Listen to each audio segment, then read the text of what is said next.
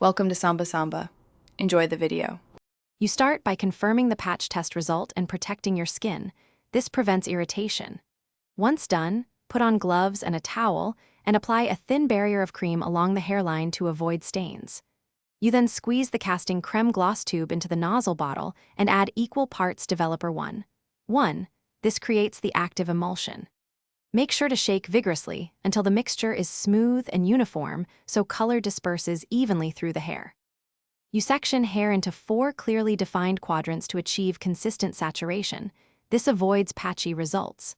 Once sectioned, apply to damp or dry hair according to preference. For regrowth, apply to roots first. For overall refresh, start at the ends then move to roots. After applying, use a wide-tooth comb to distribute color and check for missed spots.